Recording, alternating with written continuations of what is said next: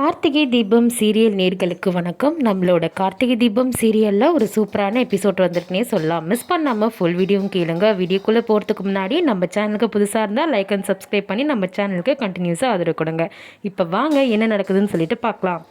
இப்போது நம்மளோட கார்த்தி தான் பிளான் பண்ணி மருதுவை மாட்ட வச்சு போலீஸ்கிட்ட பிடிச்சி கொடுத்து இந்த கல்யாணத்தை நிப்பாட்டுவாருன்னு பார்த்தா ரேவதி சைட்லேருந்து ஒரு அதிரடி கிளம்பியிருக்கு. என்னன்னா ரேவதிக்கு விருப்பம் இல்லாத கட்டாயப்பட்டு அவங்க அம்மா அதாவது சாமுண்டீஸ்வரி கல்யாணம் பண்ண பார்க்குறாங்கன்னு சொல்லிட்டு காவல் நிலை மையம்லேருந்து இப்போது நம்ம ரேவதிக்கு ஆதரவாக பேச இருக்காங்க. அவங்க பார்த்திங்கன்னா இந்த கல்யாணம் அப்படியே செம்மையாக அப்படியே போயிட்டுருக்குது. அப்போது சாமுண்டீஸ்வரி எல்லா உறவினர்கள்லாம் வர வச்சிட்ருக்காங்க.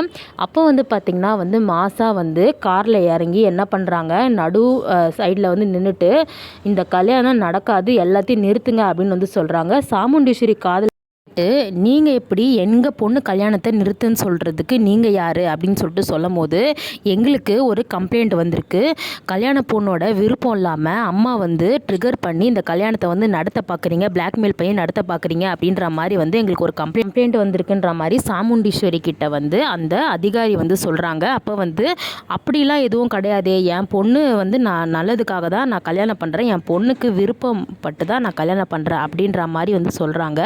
அப்போ நம்மளோட சாமுண்டீஸ்வரி சொல்கிறத கேட்டுட்டு சரி உங்கள் பொண்ணை முதல்ல வர சொல்லுங்கள், நாங்கள் விசாரிக்கிறோம் அப்படின்னு சொல்லும் போது தாராளமாக விசாரிங்க, என் பொண்ணு இதெல்லாம் கட்டாயப்படுத்தி நான் கல்யாணம் பண்ணல அப்படின்னு சொல்லும் போது சரி முதல்ல உங்கள் பொண்ணை வர சொல்லுங்க சொல்லும் போது ரேவதி என்ன பண்ணுறாங்க, பொறுமையாக வராங்க. வந்துட்டு அப்போது கேட்குறாங்க, உன் பேர் என்னம்மா ரேவதியா அப்படின்னு கேட்குறாங்க. ஆமாம் அப்படின்னு சொல்கிறாங்க. நீ தானே சாமுண்டீஸ்வரி அம்மாவோட பொண்ணு அப்படின்னு சொல்லும் போது ஆமாம், உனக்கு தானே கல்யாண ஏற்பாடு இந்த மாதிரி கொஷின்ஸ்லாம் கேட்கும் போது எல்லாத்துக்கும் ரேவதி என்ன சொல்கிறாங்க, ஆமாங்க நான் தான் அப்படின்ற மாதிரி சொல்கிறாங்க. அப்போ பார்த்திங்கன்னா சரி நான் கேட்குற கேள்விக்கு நீ நான் ஒரு அதிகாரி, நீ உண்மையை மட்டும்தான் பேசணும் அப்படின்ற மாதிரி சொல்கிறாங்க. அப்போ பார்த்திங்கன்னா சரி ரேவதி சொல்கிறாங்க, சொல்லுங்கள் என்ன சொல்லணும் அப்படின்னு சொல்லிட்டு கேட்கும் போது உங்கள் அம்மா கட்டாயப்படுத்தி தான் இந்த கல்யாணத்தை பண்ணுறாங்களா அப்படின்ற மாதிரி கேட்குறாங்க. அப்போது பார்த்திங்கன்னா ரேவதி அம்மா பார்க்குறாங்க. அப்போது சாமுண்டீஸ்வரி பார்க்கும்போது நம்ம ரேவதியால் கட்டாயப்படுத்தி பண்ணுறாங்கன்றத சொல்லவே முடியாது. ஏன்னா அம்மா இந்த மாதிரி இவ்வளோ ஊரை கூட்டி கல்யாணம் வரைக்கும் போயிட்டாங்க அப்படின்னு சொல்லும் போது ரேவதி என்ன பண்ணுறாங்க, கிடையாது நான் விருப்பப்பட்டு தான் எங்கள் அம்மா விருப்பப்படி நான் கல்யாணத்துக்கு ஒத்துக்கிட்டேன் அப்படின்ற மாதிரி சொல்லிடுறாங்க.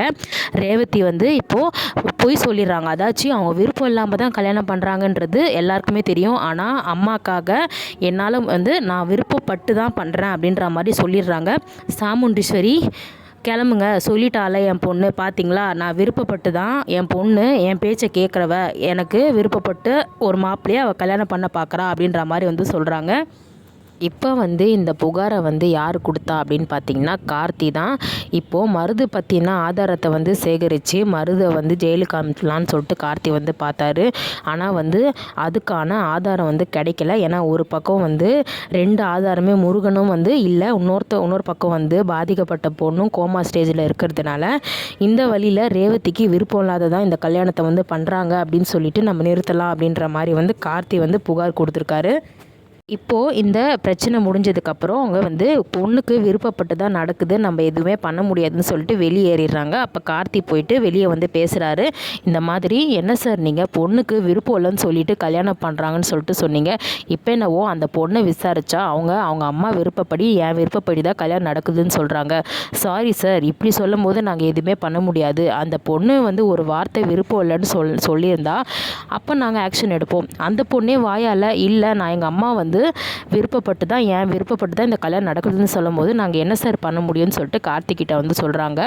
நான் இது எதிர்பார்த்தது தான் மேடம், இது என்னதான் இருந்தாலும் சும்மா நாங்கள் இதை பற்றி உங்ககிட்ட சொல்லி ஒரு எங்கள் அத்தையை ஒரு நிமிஷம் கேட்குறதுக்கு ஒரு வாய்ப்பு அந்த பொண்ணுக்கு கொடுக்கலான்னு சொல்லிட்டு தான் நான் உங்களை வர சொன்னேன் அப்படின்னு சொல்கிறாங்க. சாரி நான் மன்னிச்சிடுங்க அப்படின்ற மாதிரி சொல்லிடுறாங்க. சரி ஓகே சார் பரவாயில்லன்னு சொல்லிட்டு அங்கேருந்து கிளம்பிடுறாங்க அந்த அதிகாரிங்கெல்லாம்.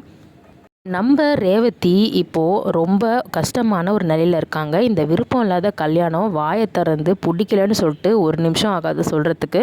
ஆனால் சாமுண்டீஸ்வரி இதை ரேவதி சொன்னால் நான் வந்து உயிரோடு இருக்க மாட்டேன் அப்படின்ற ஒரு விஷயத்தை வந்து மனசில் வந்து நினச்சிட்டு ரேவதி கிட்ட சொல்லி பிளாக்மெயில் பண்ணதுனால இப்போது ரேவதி வாயை திறக்காமல் அம்மா என்ன சொல்கிறாங்களோ அதுபடி வந்து பார்த்திங்கன்னா வந்து கேட்டுட்ருக்காங்க. அந்த அதிகாரிகளும் வந்து ரேவதி வந்து அம்மா மேலே விருப்பப்படாமல் தான் நடக்குதுன்னு சொல்லுவாங்கன்னு பார்த்தா விருப்பப்பட்டு தான் நடக்குதுன்னு சொல்லிட்டாங்க. அதனால் ஏமாந்து வந்து போயிட்டாங்க. கார்த்தி இப்போது ரொம்பவே ஒரு இக்கட்டான நிலைமையில் இருக்கார். எப்படி தான் இந்த கல்யாணத்தை நிறுத்துறதுன்னு தெரியல அப்படின்னு சொல்லிட்டு இப்போது நம்மளோட மயில்வாகனம் வந்து கார்த்திகிட்ட வந்து பேசுகிறாரு. என்னப்பா நீ தான் இந்த மாதிரி ஏற்பாடு பண்ணியா அப்படின்னு சொல்லிட்டு கேட்கும் போது, ஆமாம் நான் தான் பண்ணேன், எனக்கு வேறு வழி தெரியல ரேவதியோட கல்யாணத்தை நிறுத்துறதுக்கு. அந்த மருது பற்றின ஆதாரத்தை என்னால் 1.5 நாளுக்குள்ளே சேகரிக்க முடியல. இன்னும் நாளைக்குள்ளே நான் ஏதாச்சும் ஒரு வழி பண்ணி இந்த கல்யாணத்தை நிறுத்தியே ஆகணும். அதான் என்ன பண்ணுறதுன்னு தெரியாமல் யோசிச்சுட்ருக்கேன் அப்படின்ற மாதிரி வந்து கார்த்தி வந்து சொல்கிறாரு. நம்ம மயில்வாகனமும் ராஜராஜனும் வந்து சொல்கிறாரு, சகல உன்னோட நிலைமையை நினச்சா எனக்கே ரொம்ப கஷ்டமாக இருக்குப்பா அப்படின்னு வந்து சொல்கிறாங்க. அப்போ வந்து பார்த்திங்கன்னா நேற்று வரைக்கும் இவ்வளோ பாடுபட்டு கூட அந்த பொம்பளை பொறுக்கி அந்த ரவுடி மருதோட ஒரு விஷயத்தை கூட நீ சேகரிக்க முடியலையப்பா, இப்போ என்னப்பா பண்ண போகிற அப்படின்னு சொல்லிட்டு சொல்லும்போது, அதாங்க எனக்குமே புரியல என்ன பண்ணுறதுன்னு சொல்லிட்டு. இப்போ வரைக்கும் நான் வந்து முயற்சி பண்ணிட்டு தான் இருக்கேன். ஆனால் கண்டிப்பாக நான் ரேவதியை வந்து நாளைக்கு இந்த கல்யாணத்துலேருந்து காப்பாற்றிடுவேன் அப்படின்ற மாதிரி வந்து சொல்கிறாங்க. அதுக்கு வந்து நம்மளோட மயில்வாகனம் வந்து சரிப்பா முடிஞ்ச வரைக்கும் ட்ரை பண்ணிப்பார், ஆனால் கண்டிப்பாக ஆதாரத்தோடு அவனை நிரூபித்தே ஆகணும்ப்பா, இல்லைன்னா வந்து ரேவதி பாவம் உன்னை தான் நம்பிட்டுருக்கா அப்படின்னு சொல்லும் போது கார்த்தி அவளுமே பிடிவாதமாக இந்த விஷயத்தில் மாமா வந்து கல்யாணத்தை நிப்பாட்டி என்னோட காலி கட்டுவார் அப்படின்ற மாதிரி நினச்சிட்ருக்கா அப்படின்ற மாதிரி பேசிகிட்டு இருக்காங்க. இப்போ வந்து பார்த்திங்கன்னா சந்திரகலா வந்து கார்த்தி வந்து அந்த அதிகாரி வந்து போனதுக்கப்புறம் இந்த விஷயத்தை பேசும்போது ஒட்டு கேட்டுட்டு சந்திரகலா என்ன பண்ணுறாங்க, சாமுண்டீஸ்வரி கிட்ட போய் வந்து சொல்கிறாங்க, இந்த மாதிரி அக்கா அந்த கார்த்தி தான் இவங்கள வர வச்சு இப்படிலாம் வந்து பண்ணியிருக்கான் அப்படின்ற மாதிரி வந்து சொல்கிறாங்க. அப்பயே நினச்சேன் அவன் தான் வந்து பண்ணியிருக்கான்ட்டு. அவன் இந்த மண்டபத்தில் இருக்கிறதே எனக்கு பயங்கரமான ஒரு தலைவலியாக இருக்குது. ரேவதி இப்போது ரொம்பவே வந்து நம்பிட்டுருப்பா, எப்படியாவது இந்த கார்த்தி வந்து ராஜா சேதுபதி பேரை வந்து இந்த கல்யாணத்தை வந்து நிப்பாட்டிடுவாங்க அப்படின்னு சொல்லிட்டு இப்போது நம்ம ரேவதியோட நம்பிக்கை வந்து பார்த்திங்கன்னா வந்து கொஞ்சம் வந்து மேலே வந்துருக்குன்னே சொல்லலாம். நம்ம ரோகிணி வந்து போயிட்டு வந்து சொல்கிறாங்க, இந்த மாதிரி ரேவதி உன்னோட கல்யாணத்தை இப்படி நிறுத்துறதுக்காக உங்கள் மாமா தான் இந்த மாதிரி வந்து பண்ணியிருக்காரு அப்படின்னு சொல்லும் போது, எனக்கு தெரியும்க்கா மாமா கண்டிப்பாக கல்யாணத்தை நிறுத்துறதுக்கு ஏதாவது ஒன்று பண்ணுவாருன்ட்டு. நாளைக்கு அதே மாதிரி ஒரு விஷயத்தை ஏதோ ஒரு பெரிய விஷயத்த பண்ணி இந்த கல்யாணத்தை கண்டிப்பாக நிறுத்துவார் அப்படின்ற மாதிரி அவ்வளோ நம்பிக்கையாக வந்து ரேவதி வந்து நம்மளோட ரோகிணி கிட்ட வந்து சொல்கிறாங்க. ரோகிணி சரி ரேவதி நீ இவ்வளோ நம்புகிற அதையும் தான் பார்க்கலாம் அப்படின்ற மாதிரி ரோகிணி வந்து சொல்கிறாங்க. ரேவதி வந்து யோசிச்சுக்கிட்டே வந்து, அக்கா இந்த விஷயம் உனக்கு எப்படி தெரியும் அப்படின்னு சொல்லிட்டு கேட்கும்போது, அப்போது அக்கா வந்து சந்திரகலா சித்தி வந்து இந்த மாதிரி அம்மா கிட்ட வந்து சொல்லிட்டு இருந்தாங்க, அதை நான் கேட்டேன் அப்படின்ற மாதிரி வந்து சொல்கிறாங்க. இப்போ அடுத்தது உன்னோட கார்த்தி மாமா என்ன பண்ண போகிறாருன்னு தெரியலையே, அதுவே எனக்கு மனசுக்குள்ளே ஒரே பயமாக இருக்குது. இது கல்யாணத்தை நிறுத்த கார்த்தி என்ன பண்ண போகிறான்னு வெயிட் பண்ணி பார்க்கலாம்.